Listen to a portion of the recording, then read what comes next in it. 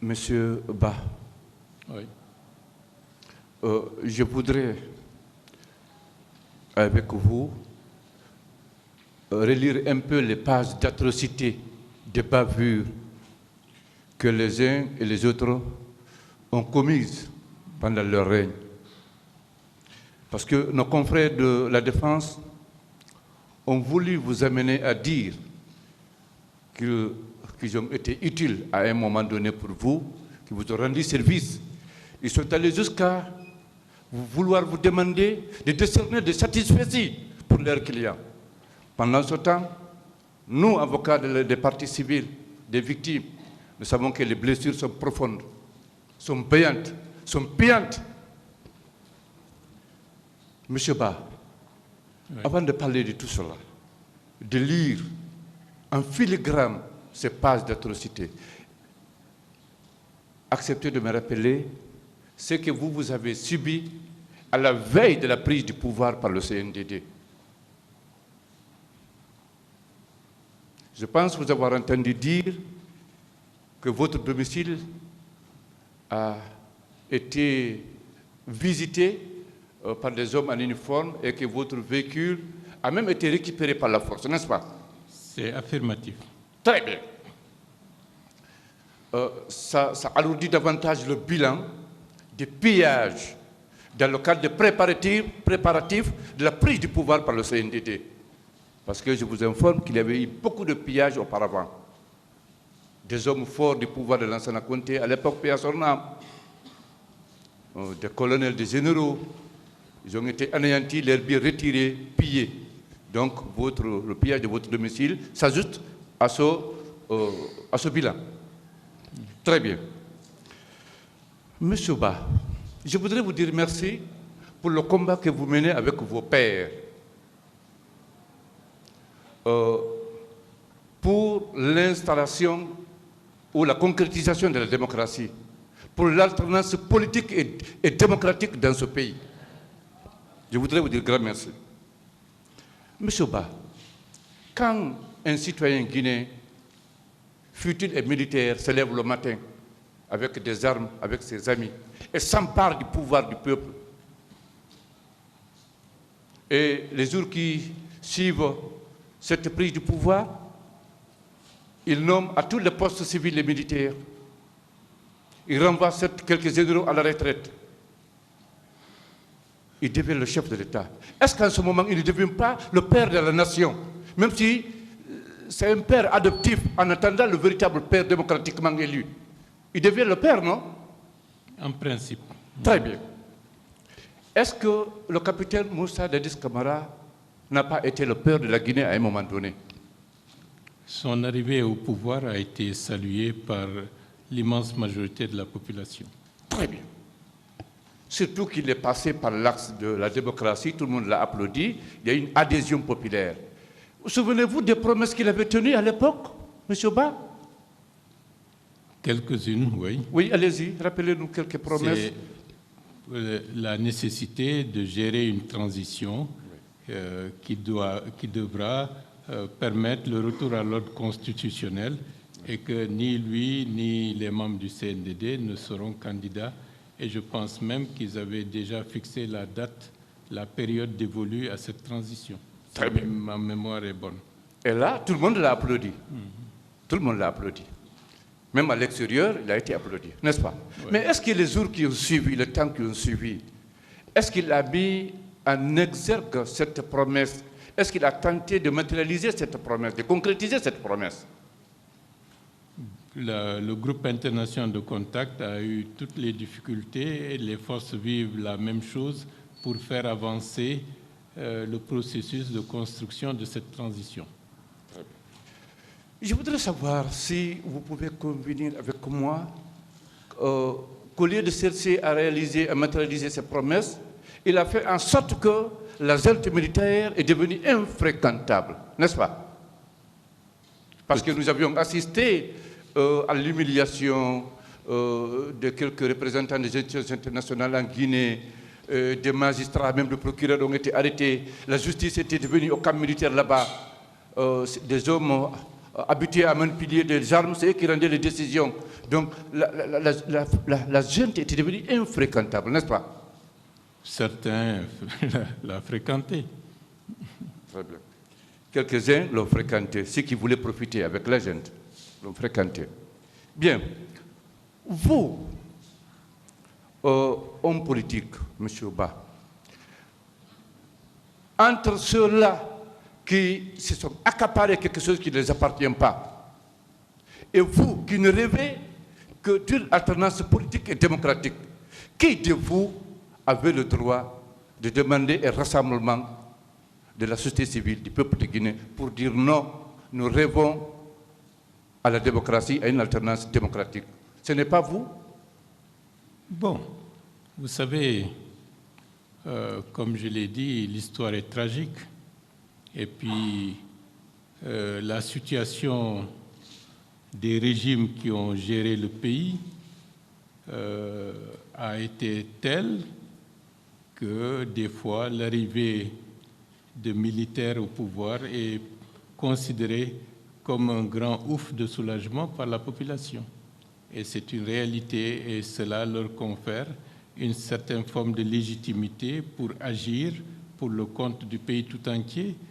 Mais dans la durée, il faudrait qu'ils restent dans cette lignée, dans ce cap, pour faire parvenir le pays à une transition conséquente qui permette de faire avancer les choses.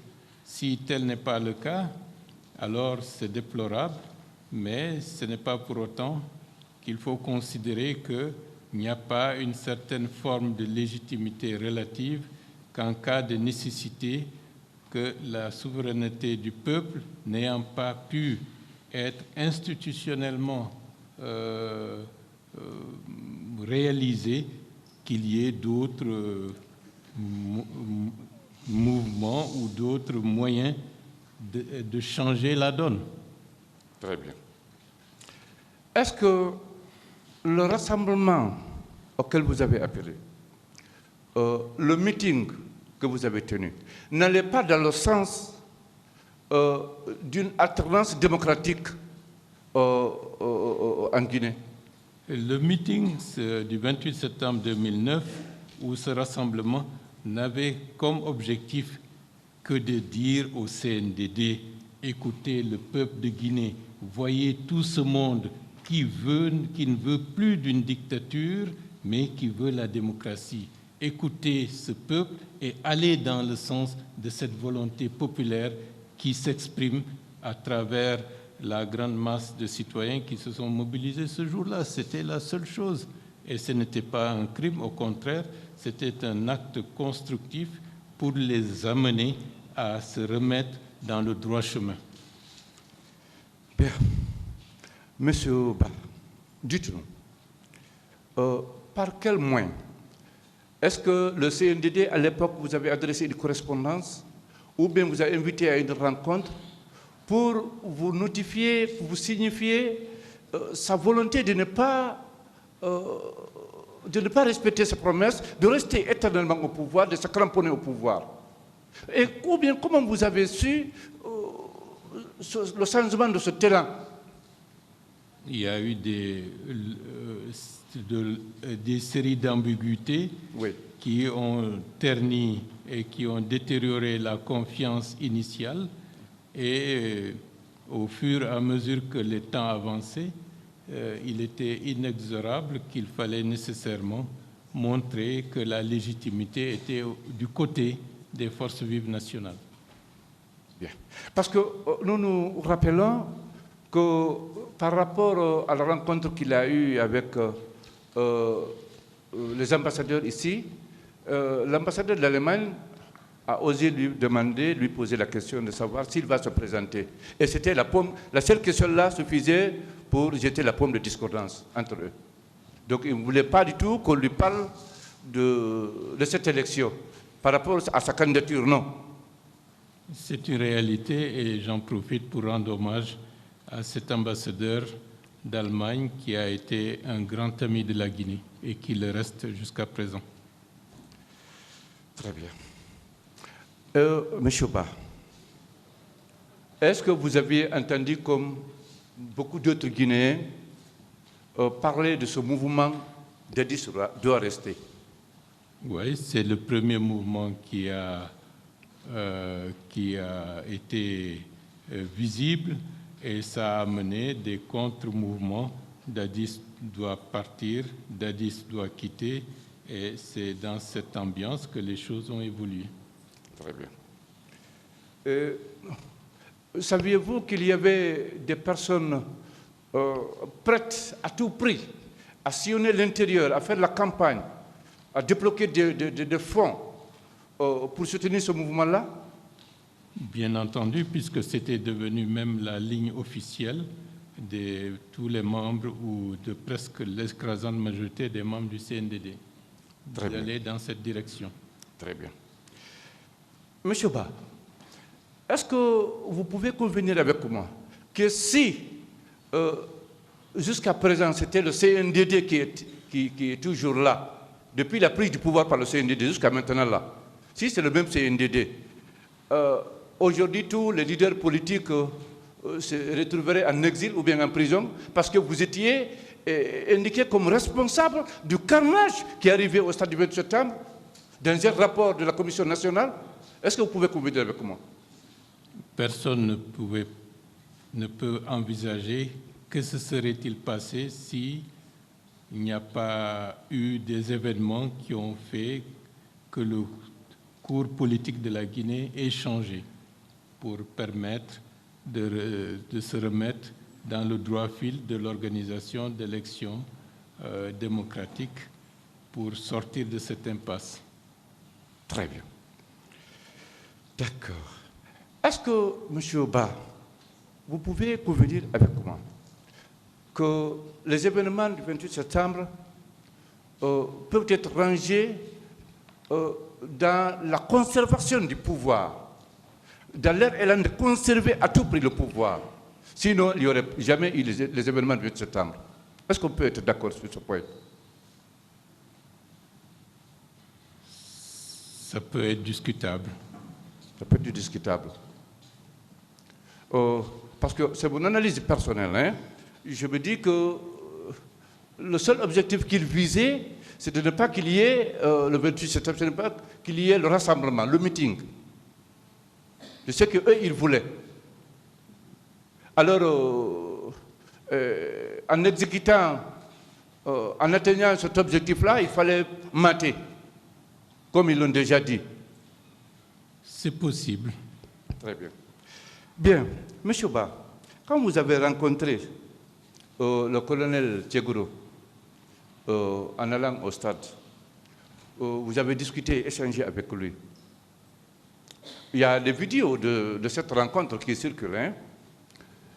Est-ce que vous avez vu à lui, honnêtement, un cadre, un membre du CNDD qui voulait qu'il y ait le meeting? Bon, sa mission, c'était de ne pas favoriser l'organisation ou la réalisation de ce meeting. Merci. Merci. Et le vidéo le prouve éloquemment. Parce qu'il allait jusqu'à dire, alors si vous partez, vous allez le regretter. C'est dans les vidéos. C'est possible, je n'y ai pas fait attention puisque, comme je vous l'ai dit, mon attention était ailleurs. Très bien. Très bien. Alors, M. Ba, pour ce monsieur comme le capitaine Moussa Dadis, qui était au pouvoir, qui était le père entre griffes, ou même adoptif, des Guinéens à l'époque, tout ce qui se passait sur ce règne, est-ce que vous pouvez convenir avec moi qu'il doit en être le premier responsable? Le fait d'être chef d'État, au-delà des privilèges qui sont liés à ce statut, c'est surtout une charge excessivement lourde où vous devenez responsable de tout ce qui peut arriver à ce pays, à ce peuple, et vous devez emporter le fardeau et la croix, si je peux m'exprimer ainsi. Oui, je suis entièrement d'accord avec vous, il doit être le premier responsable. Parce que, imaginez, tout est consacré concentré au camp Alpha Yaya. La présidence, les autres ministères, et le bloc administratif, tout est au camp là-bas. Et c'est du camp que les véhicules militaires sortent pour aller réprimer. Et le président même habite au camp là-bas. À qui on doit rendre compte, premièrement? Ce n'est pas au chef de l'État? Indépendamment de la localisation de la présidence en termes structurels à l'époque, le statut de chef de l'État et de président est une charge qui, quelles que soient les circonstances, le statut de chef de l'État, vous devez plus gérer des contraintes que de bénéficier de privilèges. Et donc, même s'il n'était pas là-bas, même s'il était ailleurs, oui, son statut lui confère cette lourde responsabilité. Très bien. Monsieur Ba, vous avez été pendant longtemps très proche de M. Cellou Dalein Diallo. Même pendant les événements au 28 septembre, au stade, vous étiez avec lui, à l'hôpital également. Très bien. Vous avez appris qu'on l'a empêché de sortir de la Guinée pour aller se soigner? Vous l'avez appris? Je sais qu'il y a eu des tractations, oui, pour permettre l'arrivée de l'avion du président Abdoulaye Wade, et puis pour l'amener d'abord à Dakar et par la suite ailleurs pour se soigner. Très bien. Pour qu'il y ait l'accord, ou bien pour qu'il y ait l'atterrissage de cet avion, ou le décollage de cet avion, il fallait l'accord de la première personnalité du pays, qui était le chef de l'État, n'est-ce pas? En principe. En principe, oui. Aucun avion ne peut atterrir en Guinée ou décoller de la Guinée sans l'accord du chef de l'État. La gestion du pouvoir, parfois, c'est des querelles internes, des rapports de force qui peuvent décider de ce que le chef de l'État officiellement va annoncer ou va faire. Effectivement, comme vous l'avez dit, il a fallu beaucoup de tractations pour qu'il donne son feu vert afin que l'avion atterrisse ici et que M. Cellou Dalein sorte pour aller se soigner. Effectivement, c'est vrai. Bon. Bien. Je n'ai pas suivi ça. Monsieur Ba, je continue. Monsieur Ba, vous avez suivi également le pillage qu'avaient connu les domiciles de M. Sidia, les aides qui ont suivi les événements du 28 septembre, M. Cellou Dalein. Vous avez suivi ça? Vous en avez entendu parler? Oui, j'ai suivi le domicile de M. Jean-Marie Doré, le domicile de plusieurs citoyens, leur commerce. Beaucoup de choses se sont passées durant ces événements. Vous avez également appris que quand les gens sont allés piller le domicile de M. Jean-Marie Doré, c'était avec beaucoup plus de hargne, de violence. Parce que pour les pilleurs, pour aucune raison, M. Jean-Marie Doré ne devrait faire partie de vous pour qu'il y ait ce meeting-là. Ils sont allés tirer même sur les arbres au domicile de M. Jean-Marie Doré. Peut-être c'est par son statut de porte-parole des forces vives nationales. Oui. Très bien. D'accord. Monsieur Ba, à un moment de votre déposition, vous aviez dit que vous avez rencontré M. Moussa Keïta. Oui, au lendemain de la déclaration de Boulbiné, du président de la transition de l'époque. Qu'est-ce qui s'est passé lors de votre entretien? Bon, on lui a exprimé notre préoccupation et la nécessité d'organiser une rencontre formelle entre le CNDD et les forces vives nationales pour éclaircir cette ambiguïté qui était vraiment un choc pour tous les responsables qui étaient dans la salle. Est-ce que finalement vous avez appris que c'est lui, M. Moussa Keïta, qui s'est réparti à l'intérieur de la Guinée pour dire c'est Dadis ou la mort? Vous avez appris ça? C'est à ce moment-là qu'on a conclu que c'était non pas une décision isoler suite à une humeur la déclaration de Boulbine. C'est quelque chose qui est discuté, planifié et concerté entre les membres du CNDD, d'où le fait que c'est le secrétaire permanent du CNDD à l'intérieur qui se permet de lancer des mots d'ordre de ce genre. Très bien. Donc, est-ce qu'on peut être d'accord que nous, aujourd'hui, on est fondé à demander la comparution de tous les membres du CNDD pour rendre compte des événements du 28 septembre? C'est tout à fait logique et c'est tout à fait normal puisque c'était l'instance dirigeante du pays. Très bien. Est-ce que vous avez aussi appris, après les événements du 28 septembre, qu'il y a même eu des corps de Guinéens largués en haute mer? D'où la nécessité de rechercher les charniers et d'avoir une histoire claire des disparus. Très bien. Très bien. Après les événements, vous avez, comme vous venez de le dire, vous étiez allé rendre visite à quelques blessés, compatir à leur douleur. Est-ce que vous avez cherché à savoir où se trouvaient ensevelis les corps qui ont disparu? Les questions de sécurité ne nous permettaient pas d'envisager cette recherche dans un contexte aussi trouble. Très bien. Très bien. Monsieur Ba, parlons de la clinique ce Pasteur, là où vous étiez avec vos collègues. C'est effectif que vous aviez vu là-bas le colonel Tchegoro? Vous le confirmez? À la clinique Pasteur? Non, bon, là où vous étiez pour les premiers soins, je ne sais pas si c'est Ambroise ou Pasteur, je ne sais pas. Non, c'est lui qui nous a amenés. C'est lui qui vous a envoyé? Oui. Très bien. Et qu'il était présent quand M. Marcel exhibait la grenade et menaçait de faire sortir de là? Il était présent lorsque deux hommes des forces de défense se sont présentés en intimant l'ordre de nous faire sortir de la clinique. Voilà. Sinon, ils vont larguer une grenade à l'intérieur. Faire sauter complètement la clinique.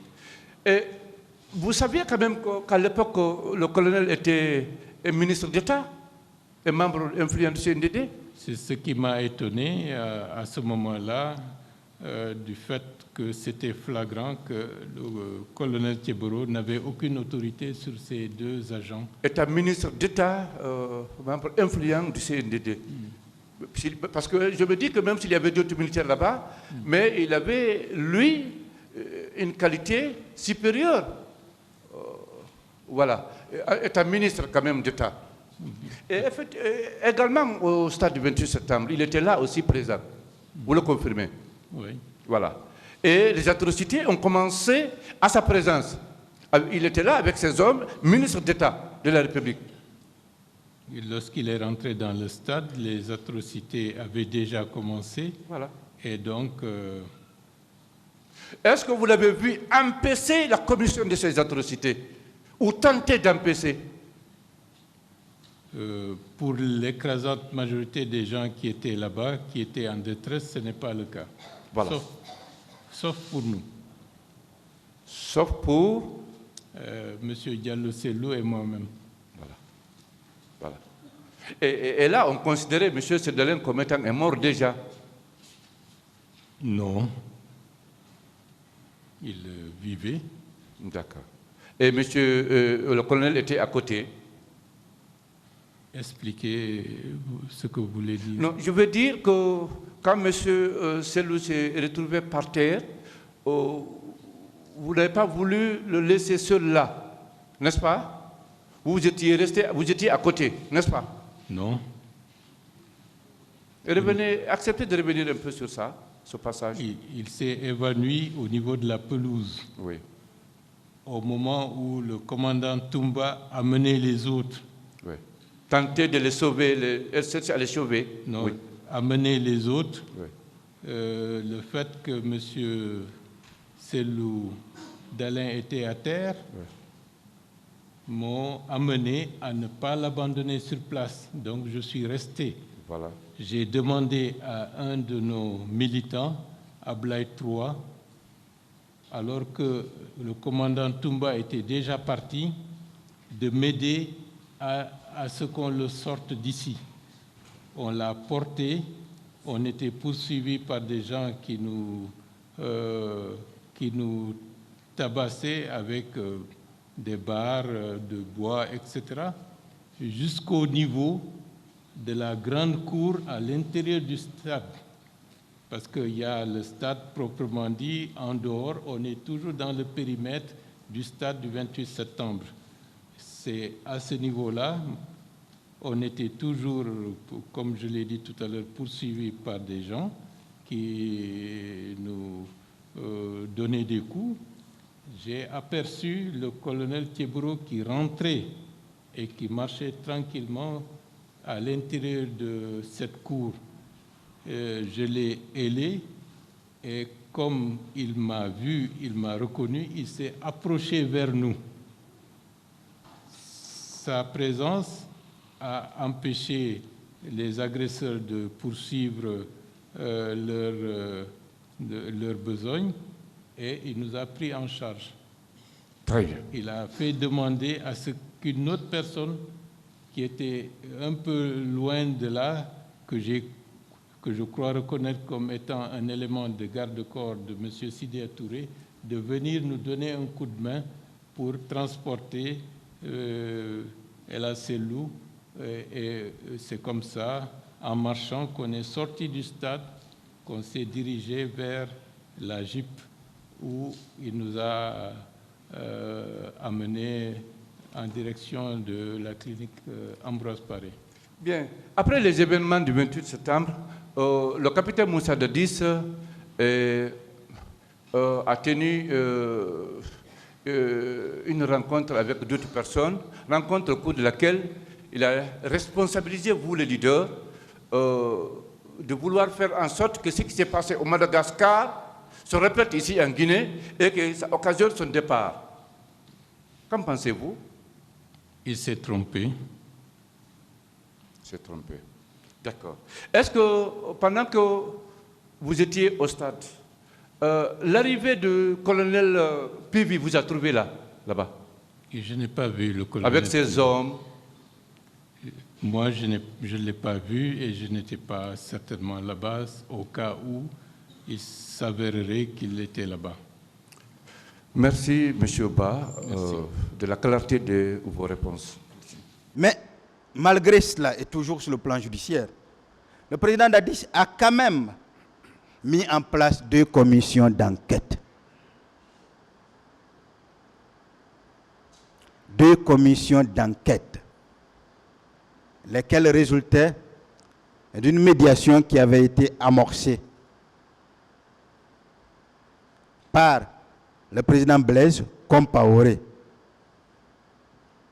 Ces 2 commissions d'enquête, l'une était nationale, l'autre internationale, même si pour le parquet, la commission nationale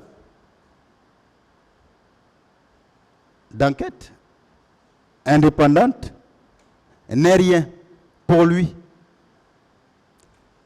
Mais il l'a dit sans indiquer en quoi cette commission n'est rien pour lui.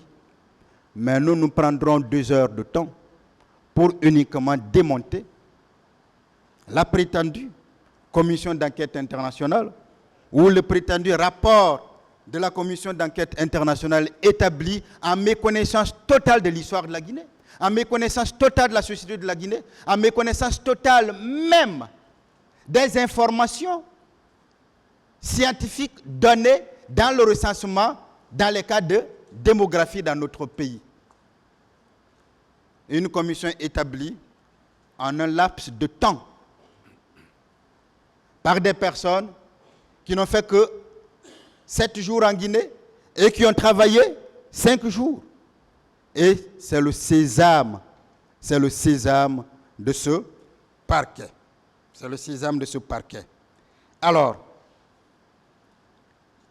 la Commission internationale d'enquête a travaillé. Pensez-vous vraiment qu'un président, un gouvernement qui savent avoir mis en danger la vie des Guinéens, qui savent avoir participé à la commission de crimes aussi crapuleux, qui savent n'avoir aucun pouvoir pour contrôler une commission à l'international, pouvaient se permettre de mettre cela en place. On vous dira encore ici que le pays était obligé. Mais ce qui est dérangeant, c'est quand ça vient de gens qui veulent diriger un jour le pays, qui oublient totalement la notion de souveraineté et qui pensent qu'en fonction de leurs intérêts du temps, les règles doivent changer et doivent être établies en leur faveur. Qui pensent que si ce ne sont pas eux qui sont là, la communauté internationale peut bien obliger le pays. Qui pensent que si c'est eux, si ce sont eux qui sont là, la communauté internationale ne peut pas obliger le pays. Monsieur le Président, est-ce que raisonnablement, on peut penser que cette commission aurait été mise en place si le gouvernement guinéen savait être responsable des massacres du 28 septembre? Est-ce que raisonnablement on peut penser que cette commission d'enquête internationale serait mise en place si le président Dadi savait que ces massacres ont été planifiés, coordonnés, organisés par lui, par son gouvernement, par le CNDD? Mais pourquoi va-t-il accepter et se mettre à la disposition de cette commission? Lui, chef d'État d'un pays souverain, accepte d'être entendu par des personnes étrangères. N'est-ce pas un autre symbole? N'est-ce pas un autre exemple? N'est-ce pas un autre acte qui doit inspirer?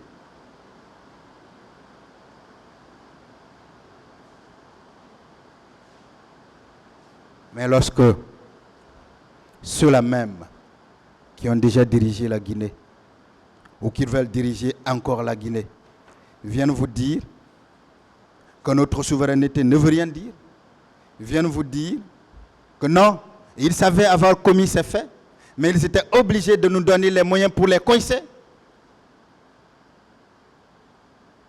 Pourquoi on devrait croire? Pourtant, ces commissions-là, ces deux, ont bénéficié de tous les pouvoirs. Elles ont été investies de tous les pouvoirs. La commission d'enquête au niveau national a été investie de tous les pouvoirs de police et même de tous les pouvoirs d'instruction. Avant la mise en place de ces commissions,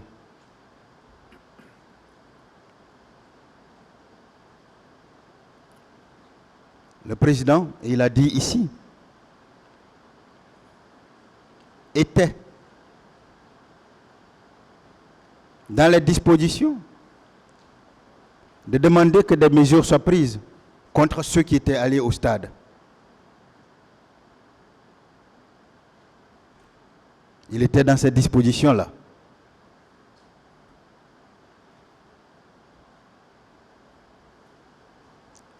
Tous ceux qui étaient allés au stade et dont les noms lui ont été révélés, il était dans les dispositions de prendre des mesures contre eux. Mais en acceptant la médiation, il acceptait aussi les obligations liées à cette médiation.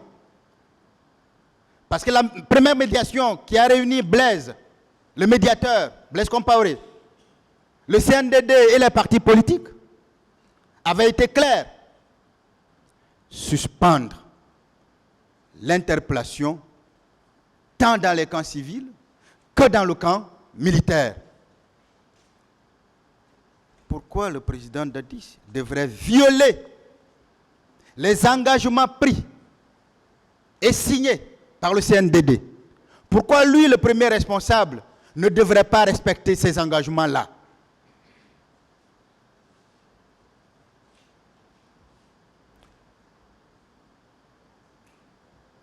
Pour ceux qui savent l'histoire un peu du Burkina, rappelez-vous l'affaire Norbert Zongo.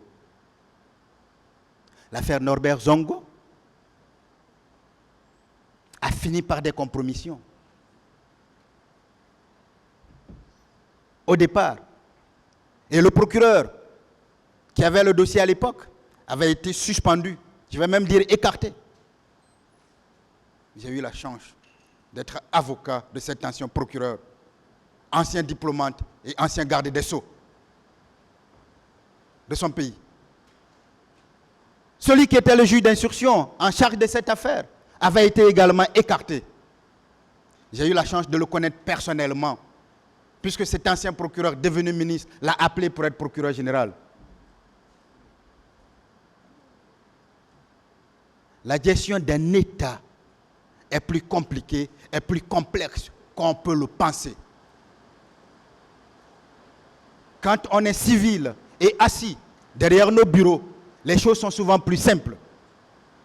Mais lorsque de tels événements arrivent et qu'une médiation internationale arrive et demande que tout soit suspendu, heureusement, si le président Dadis avait passé outre ce qui avait été décidé par la médiation, qui est là, qui est connu, qui se trouve dans des documents, qui est prouvable, qui est vérifiable, et arrêter des gens, on aurait dit, voilà, il a voulu faire supporter à tel ce qui s'est passé. Mais c'est un légaliste. C'est quelqu'un qui a le respect de ses engagements. C'est quelqu'un qui respecte les lois, il a d'ailleurs prouvé.